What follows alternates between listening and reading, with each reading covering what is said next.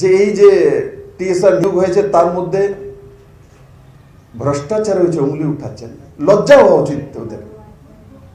আজকে একটা transparent system তৈরি করা হয়েছে, ত্রিপুরার জন্য ইতিহাস তৈরি হয়েছে। আমি তাদেরকে বলবো, যদি হিম্মত হয় তো কোনো জায়গায় প্রমাণ করে দিক, রাজনীতি ছেড়ে দেব যদি প্রমাণ করতে পারে। আজ পর্যন্ত ত্রিপুরাতে যে ট্রান্সপারেন্ট কোনো রিক্রুটমেন্ট নীতি এনেছে তো এই সরকার এনেছে, ভারতীয় জনতা পার্টির সরকার এনেছে, নরেন্দ্র ভাই মোদীর সরকার এনেছে। লজ্জা হওয়া উচিত।